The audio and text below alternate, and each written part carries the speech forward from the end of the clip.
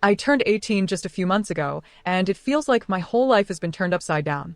The world around me is changing in ways that I can't fully comprehend, and there are times when I feel as if I'm simply drifting along, trying to keep my balance.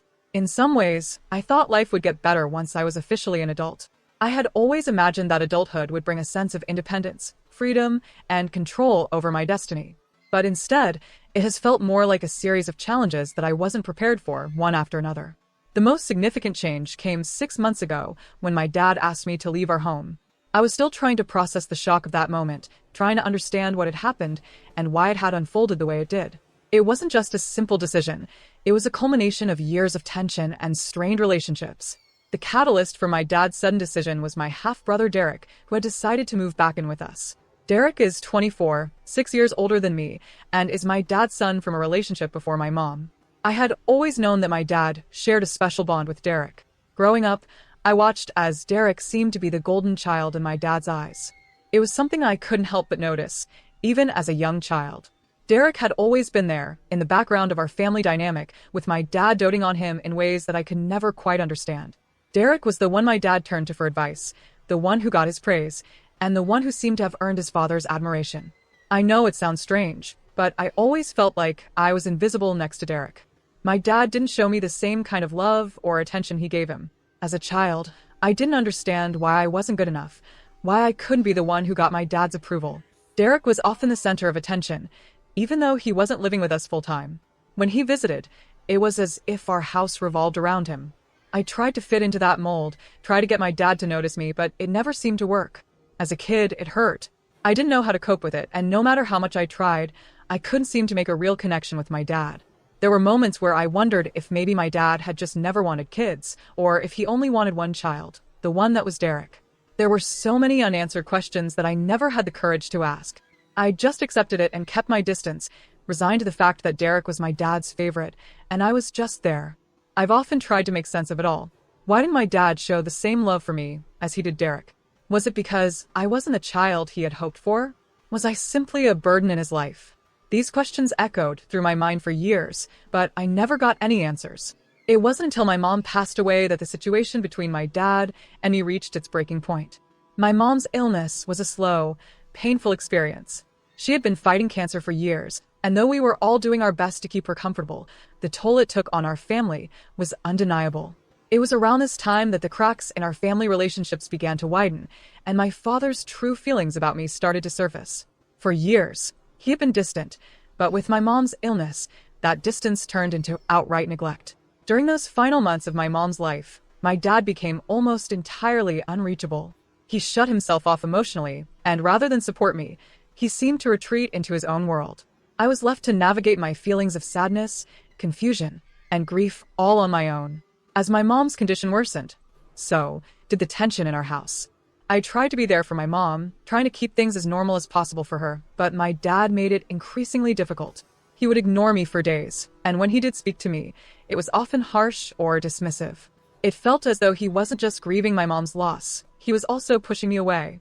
I was doing my best to take care of everything while my mom's health declined, trying to keep up with school, managing household chores, and trying to make sure my dad wasn't falling apart.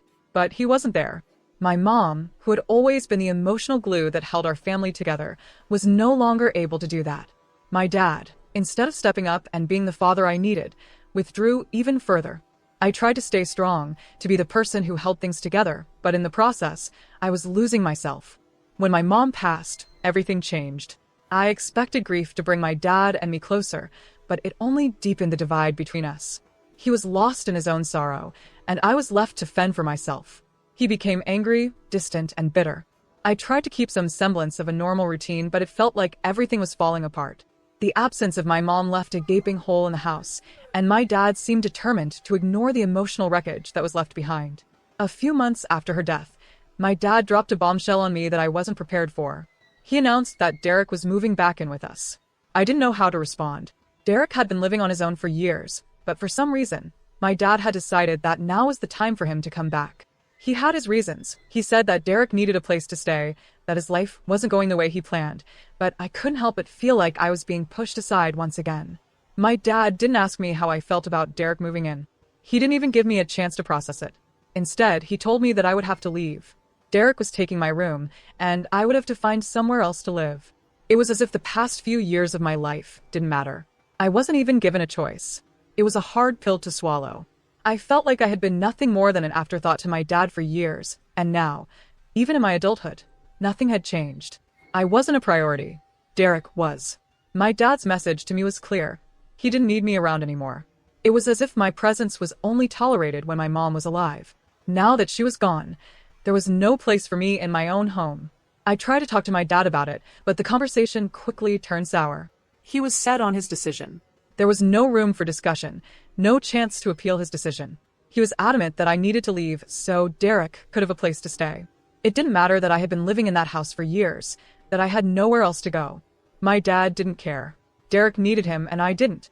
It was painful, but I knew I had no choice but to start looking for somewhere else to live. I couldn't stay in a place where I wasn't wanted. I reached out to my grandparents, hoping they might have a space for me. Thankfully, they did, and within a week, I had packed up my things and moved in with them. But even though I was relieved to be out of that house, I couldn't shake the feeling of rejection. The place I had once called home had become a battleground, a place where I wasn't welcome. Living with my grandparents hasn't been easy.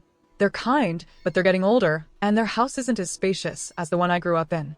It's a bit of a tight squeeze, and I'm still trying to adjust to the new living arrangement.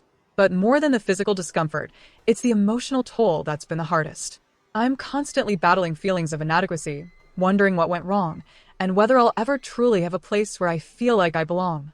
My dad's rejection still stings, and I find myself questioning if I'll ever be able to heal from the emotional scars of growing up in a household where I never felt good enough.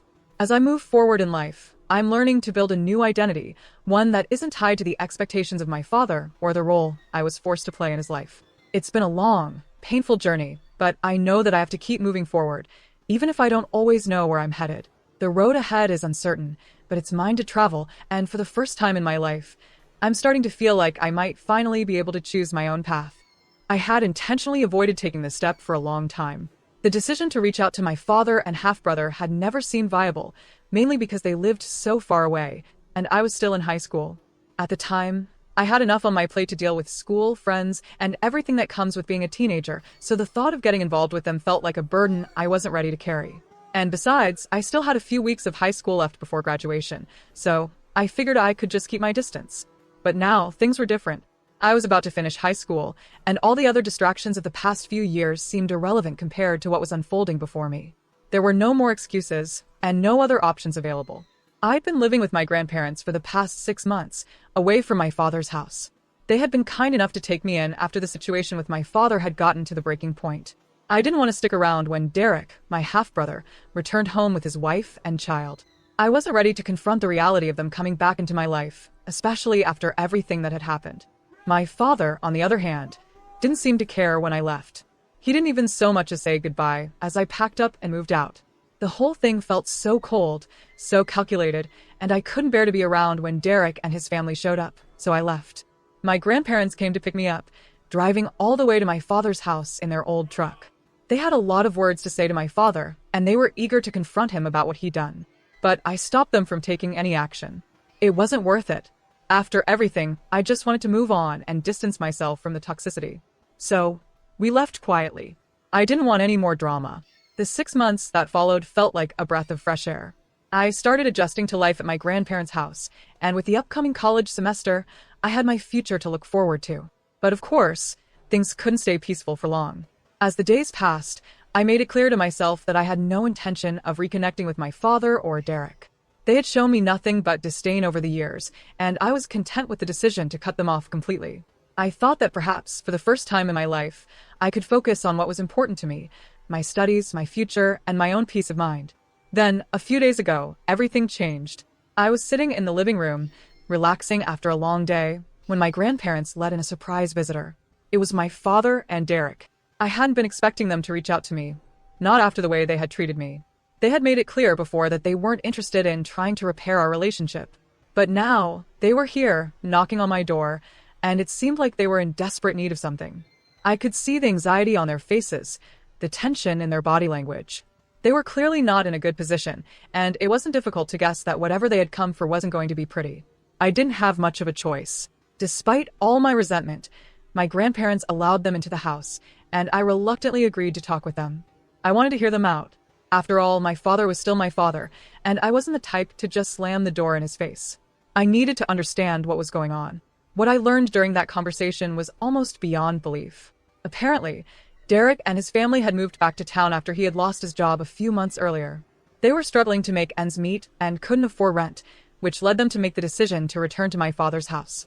His wife had agreed to the plan because she wanted to be a stay-at-home mom, and she didn't want to work until their child was a bit older.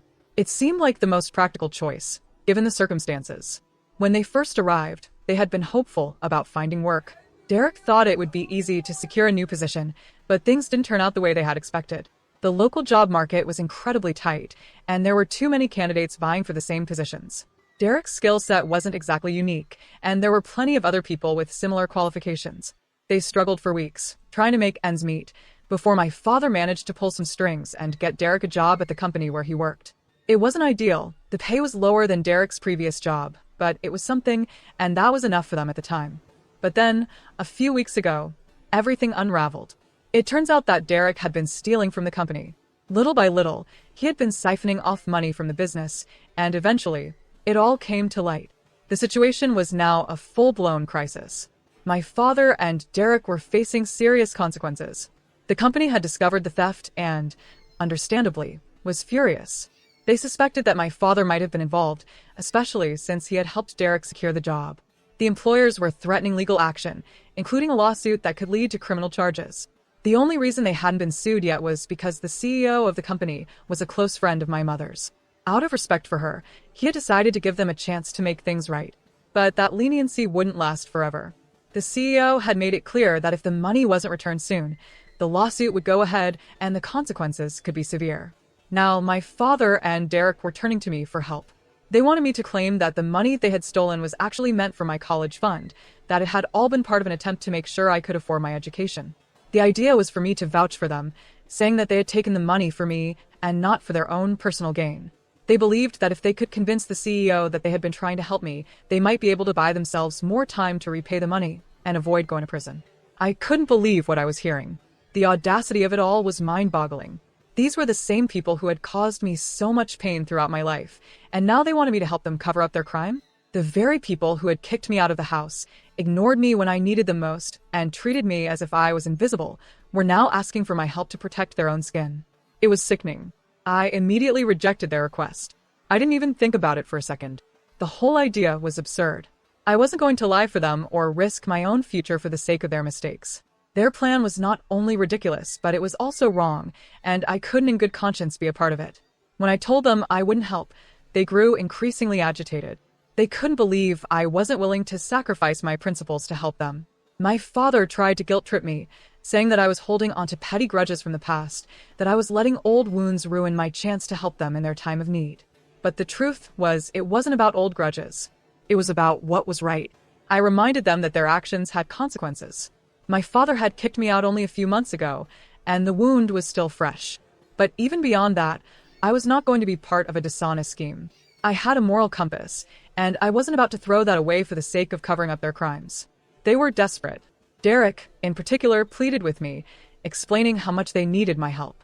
He said that I was the only person who could help them, especially since my mother had once been so close to the CEO of the company. I could see the desperation in his eyes, but my resolve only grew stronger. I couldn't sacrifice my integrity for their mistakes.